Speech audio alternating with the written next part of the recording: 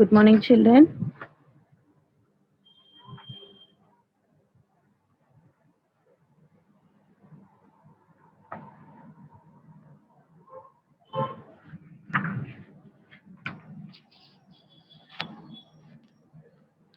Good morning, everybody.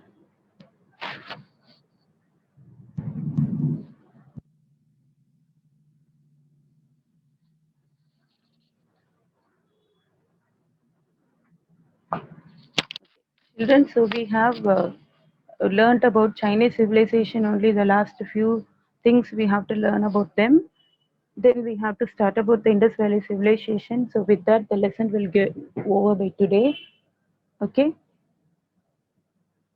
fine, children.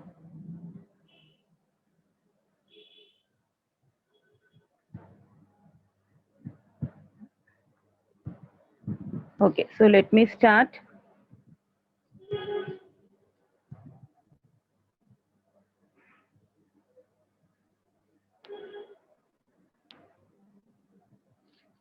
We have learned about the gunpowder yesterday.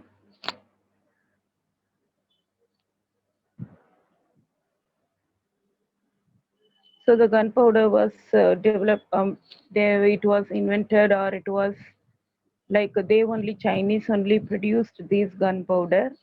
They invented the gunpowder, okay, and they took it to the other countries. The other countries got that from China, but after that, what happened?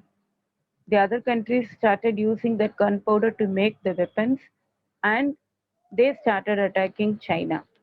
So this is how happened because of the gunpowder. Actually, this gunpowder was made to make crackers by the Chinese. Okay, so let us see about the paper making.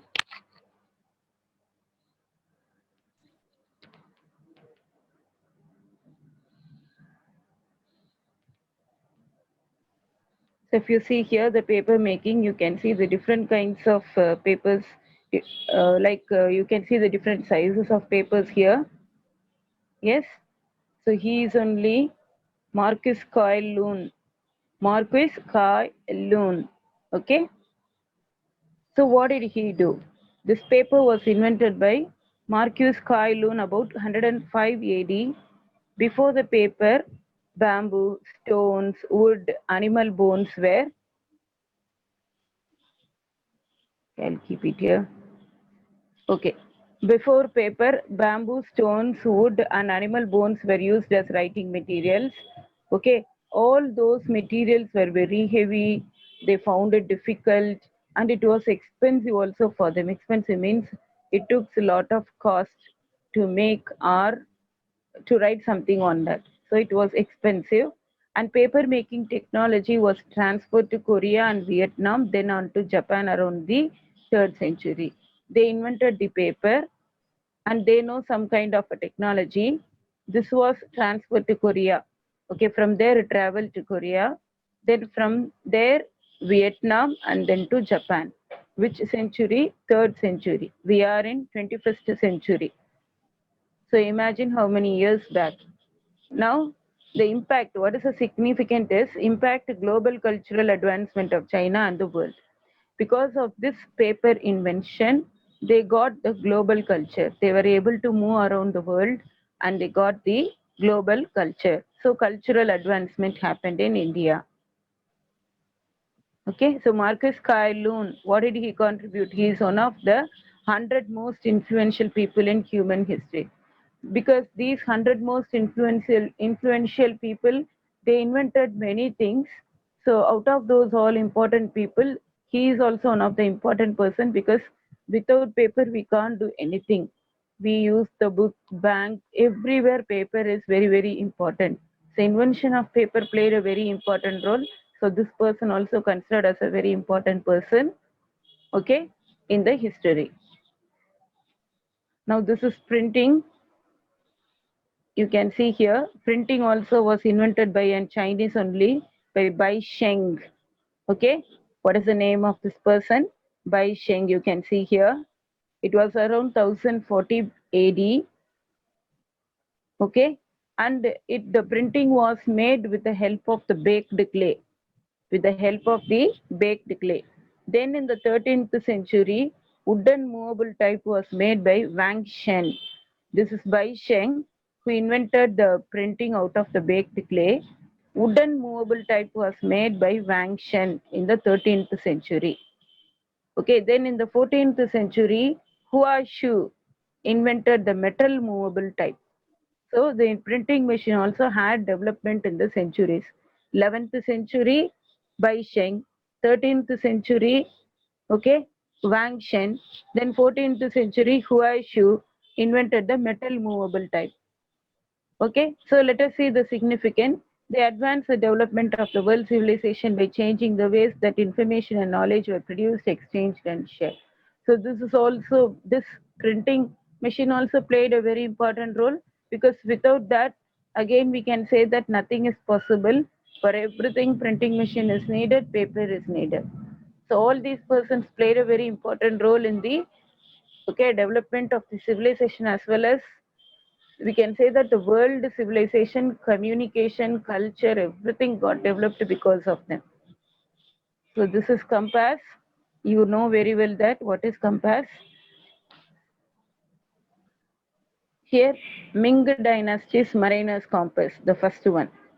Ming dynasty used this kind of mariner's compass, and here this is also a mariner's compass used by the Chinese. Okay, fine children. He is only Zheng He. Zheng He. He was the person who first used the compass. He was the person who first used the compass. Zheng He. Okay, so let us see here.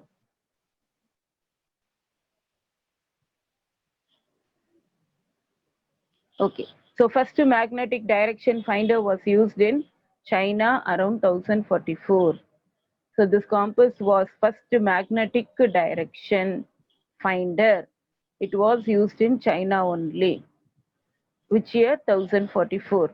Zheng He made several naval expeditions. So 7 times he went around the places between 1405 and 1433 using the compass for navigation.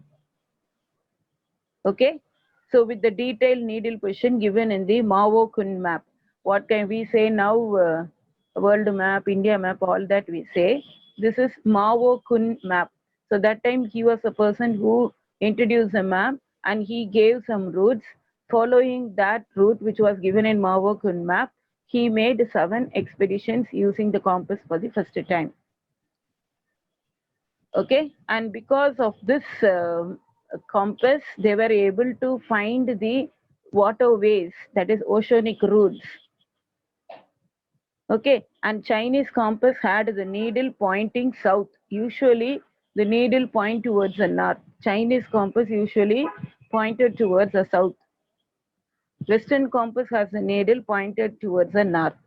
Chinese compass south. Western compass means the Western country's compass north. So because of this compass, they were able to find out the waterways, that is oceanic routes, and travel for the discovery of the new world. And they discovered America in 1492. They made explorations, and many trades were possible because of this sea route. So commerce increased, trade and transport increased. So it became the welfare. It gave a lot of welfare for all the nations. So because of these oceanic routes, trade developed, and because of that, the global integration happened. So people were able to do the trade effectively, and they were able to earn their livelihood because of this. Okay. So all that we have seen about their inventions and everything. Let us see about the Indus Valley civilization, where we belong to. The Indus Valley civilization, which is called IVC, was a Bronze Age civilization. It is called as the Bronze Age civilization. It is called as the Bronze Age civilization. It is located in the western region of South Asia. Okay, this civilization spread to about 1,260,000 kilometer, and it is the largest ancient civilization. It is the largest ancient civilization, and it is one of the world's earliest urban civilization also. We can say that urban civilization, not village civilization, urban civilization, where towns and cities developed at a faster rate. It also had a population at the time of over 5 million. What is the population? 5 million people lived at that time. So the people who ever lived at that time, they developed a lot of techniques, they were very well in handicrafts, metallurgy, okay? And it is not as for its cities built of brick. That's what I said. It is not of village civilization or rural civilization. It is a urban civilization because they made the cities built of brick, road. They had the drainage system, multi-story houses. We say apartments, no? So these kind of multi-story buildings also they had at the time. Okay, that is why it is called as urban civilization, earliest urban civilization.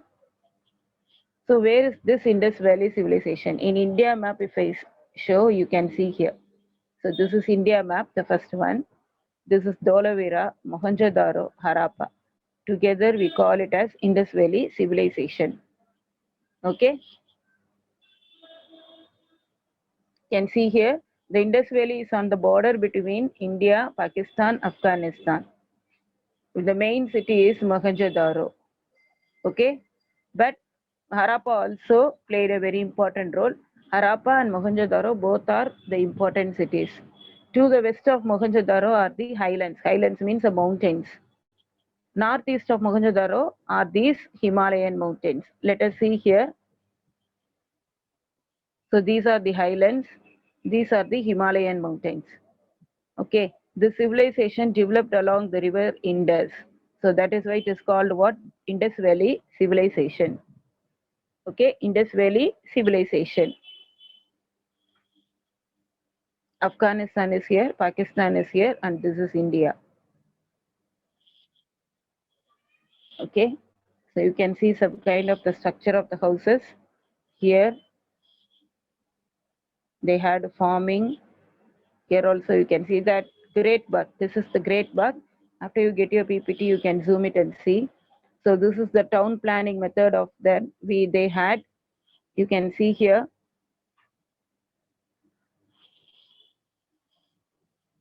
So they had well-planned towns. They had main street, smaller street, right angle position, okay, and the main streets were constructed parallelly. The usually now we have no first street, second street in KK Nagar, you all would have seen. Same way, parallelly it was constructed. Okay, we got this kind of street, everything from the Indus Valley civilization only, and straight and wide, about 30 feet roads, curved corners. How the corners were there for the streets? It is a curved corner. So why they have all this is because for the carts to move. The cart was the transport at the time. So for the carts to move easily, they had the curved corners. So all these were constructed with the help of the baked bricks. Baked bricks. Now let us see the important sites of the Indus Valley civilization.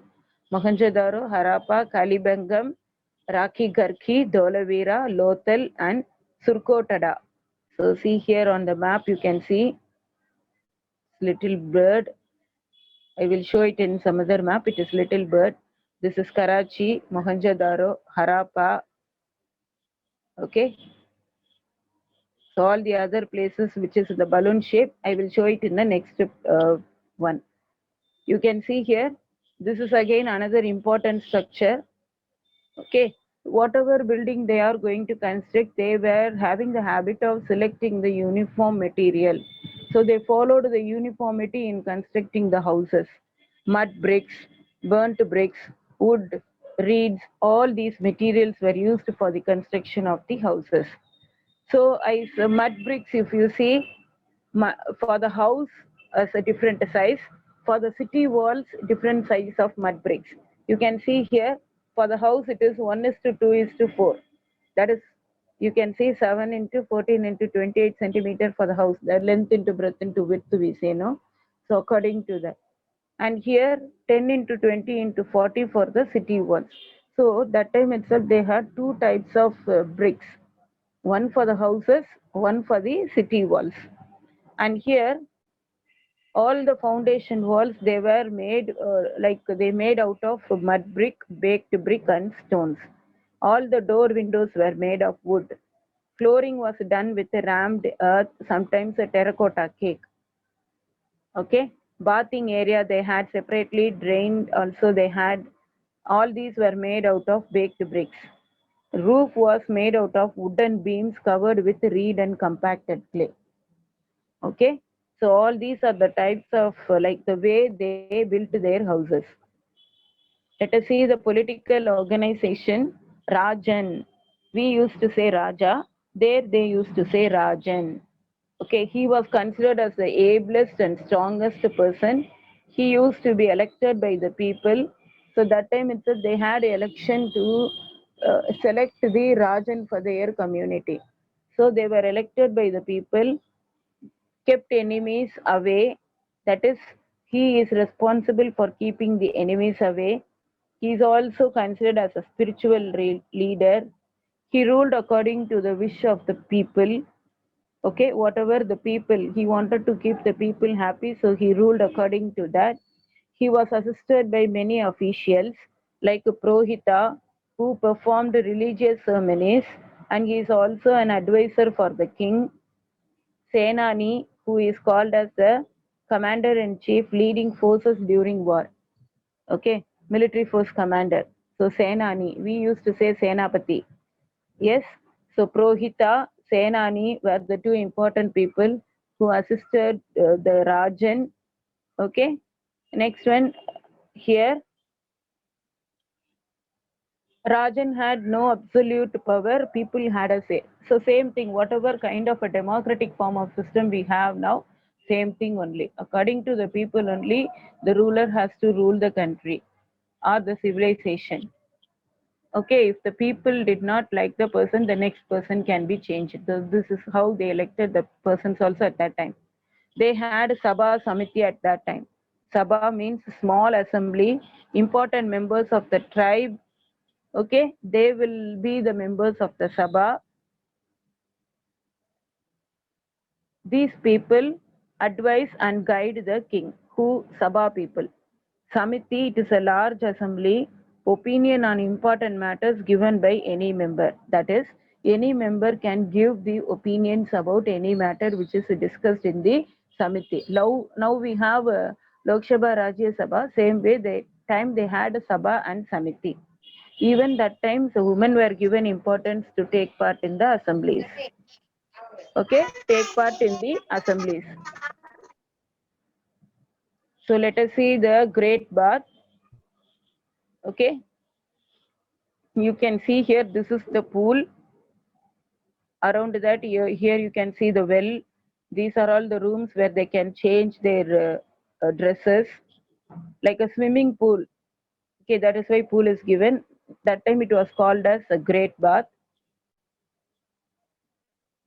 This is a drain outlet for the water to, every time they wanted to take the water, then to that the wastewater, the dirty water can be removed out of that outlet. So this is the way, and this is the entrance to enter into the pool. Okay, let us see here. This great bath is constructed of 12-meter long, 12-meter, okay, 7-meter wide and 2.4-meter deep. So the floor of this pool is made of burnt bricks. Okay, there are rooms constructed around the pool. In one room there is a well also. It is a source of water to fill the bath, to fill the great bath. And even they used to have the rainwater harvesting system, so they used to collect the rainwater also for this purposes. And this tank is used for many religious purposes. If you go to temple, Hindu temples, you would have seen that a place called Tepakulam. Okay, everywhere in all the middle of the temple or some places they used to have. Why they used to have this kind of a water structure is to like clean the temple, to clean the statues, and for the water needs for all the temple purposes. Okay, for that reason only this water structure is created. It was created at the time. Same way, the great bath also was created for the religious purposes. Okay, and many religious functions also. Even it had small rooms with veranda.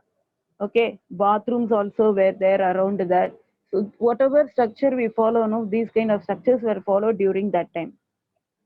Let us see the agriculture. These people grew barley, peas, melons, meat, wheat and dates, cotton as well. Okay, and all the products were grown in a very high manner. Lot of productivity were there. Okay, but the method, whatever they followed at the time, the technology used was very little only, but they know how to increase the production at the time. Okay, they relied on the tools of the possible pre-Harappan culture, including the plough. So whatever the agricultural implements made before the earlier people, those kind of implements only they used to do the agriculture. And these Indus Valley civilization people used a large irrigation system. These people know very well that how to irrigate the field with the help of the large irrigation system. Okay, their main occupation is agriculture, and they were the first people to cultivate cotton in the world. They had very fertile land near river Indus, so they were used to produce more crops, and because of that they had surplus food. So they exported all the surplus food products to the nearby towns and cities. They domesticated animals such as goat, sheep, buffaloes, elephant, and humped bulls. Dogs, cats, they kept as pets. Art and craft also developed at the time. So they were the excellent potters and they were the excellent skilled craft people. They made the pots out of the pottery wheel with the help of the pottery wheel, and they used different kinds of the painted pots, not red and blackware pottery, painted pot. They used to decorate the pots. Okay, what now you all do the pot decoration? No, these kind of decorations were introduced at that time during the Indus Valley civilization. And terracotta female figurines were there. It was symbol of mother goddess. They used to have their mother goddess in terracotta. Okay, so pottery I already told you, with the help of the wheel only they used it to make the parts. They had it as a small industry in a separate place to make the parts. Okay, and these parts are of various size, various designs, all that. Even the thickness also varies from one part to the other part. Okay, leaf patterns, you can see the fish symbols. You can see here the parts like fish scales. Can you see the lines, curves like here? So all these were their art. Okay, all these were depicted on the potteries. So birds, fishes, and animals are also depicted on potteries. What kind of weapons they used? The people of the Indus Valley were very peaceful as compared to the Mesopotamians. So weapons are mainly used for agriculture. Indus Valley people did not want to engage in the wars. They wanted to have a peaceful life. So they used the weapons only for the agriculture, not for the war purposes.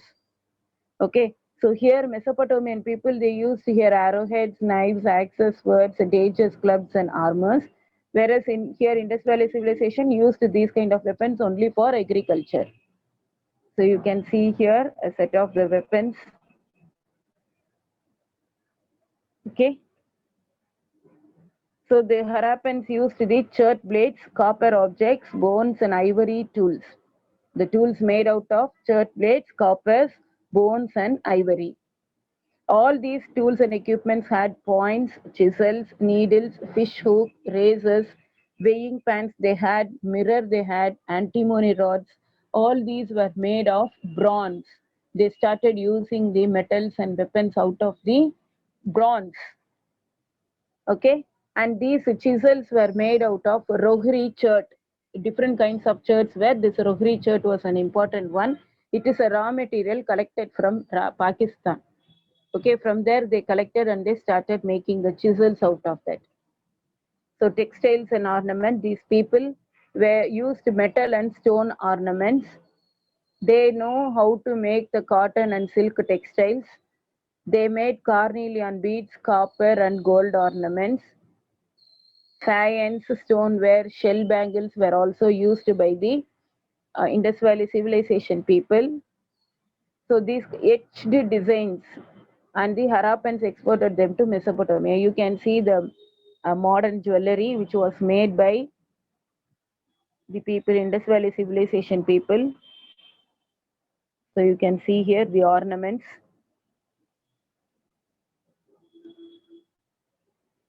Okay. So they used to wear the cotton and woolen clothes according to the season. And they used to have these dresses of two pieces, which is men dhoti, women skirts and tops. Then upper garment is known as shawl worn around the shoulder. Okay, shawl worn around the shoulder. Ornaments were necklaces, amulets, finger rings, headdress, earring. Headdress means for the head also they used to wear the ornaments. Okay, earring, bangles, girdles, bracelet, anklets. So all these kind of jewels they used to wear. Okay, all these were made out of gold, silver, and ivory. People were very rich at the time.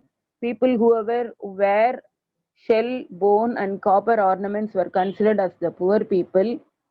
Usually, men used to have beards. Okay, hair combed backwards. So backwards only they used to comb. They cut short or coiled in a knot on a top of the head. They used to have the cut short or coiled. Then women tied hair tightly. They used hairpins at the time. Combs also were used by them. Even the cosmetics like a perfume or some other cosmetics also were used by them at that time. Okay, fine, children. Economy, trade. I hope that.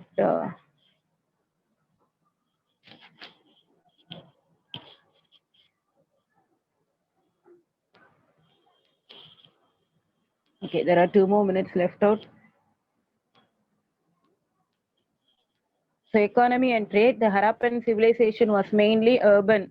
That's what I said, urban civilization, and it was totally based on the trade. The inhabitants of the Indus Valley traded with Mesopotamia, southern India, Afghanistan, Persia. Why they used to have trade with Indus Valley civilization? Because of the gold, silver, copper, and turquoise.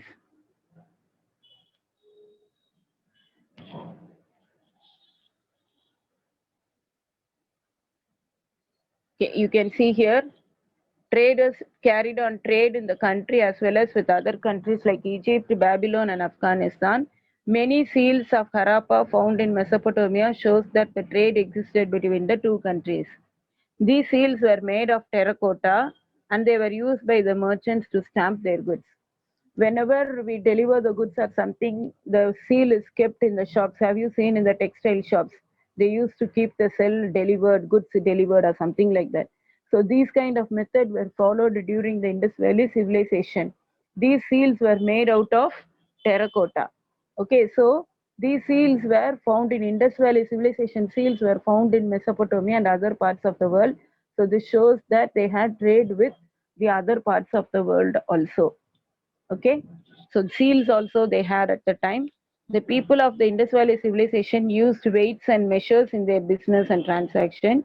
They used 16 and its multiples, that is 64, 160, 320 in measurement and weight. So that is they used to count in 16s.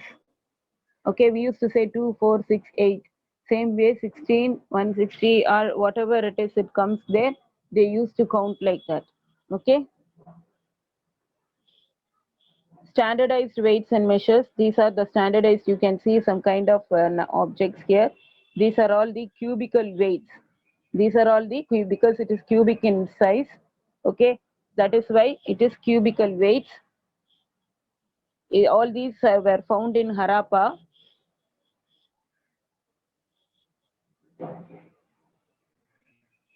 So these kind of weights were used by them to collect the taxes mainly according to the weight of the products. The smallest weight is 0.856 gram and the most common weight is 13.7 gram. Okay, 13.7 gram. They used the copper plates for the weighing balances. What kind? The plates were made out of copper. for the weighing balances. Okay, the ratio of the weighing is doubled as 1:2:4, all that in doubles. This you need not know, just you know about what kind of measures, what kind of weights and balances they used at the time. All these involve calculations, so you cannot understand now. So the seals of the Indus Valley, already I have told you about that. Okay, seals are considered as the first art objects found in India. More than 2000 in number have been found. That is, more than 2000 seals have been found in India. Okay, it varies in size, 3 by 4 inch to about 1.5 inch. The shape of that seal is mostly of a square, sometimes only round. Okay, interestingly, sometimes there is a pierced bars at the back to put a cord to be used as a piece of jewelry. So there will be a place will be there, so we can use it as a jewelry also. They people used it as a jewelry also at the time, maybe in the neck as an armlet. Okay, so these seals were made of steatite, copper, terracotta, and ivory. Okay, for trade activities only they mainly used, and about 5000 texts have been documented from the Harappan sites about the seals and the trade. Some scholars are of the view that the script is in Dravidian language. Okay, children. So there are few more things that we will see in the next class. Okay, if you have any doubt, you can ask. The time is up. Thank you all, children. We will meet in the next class.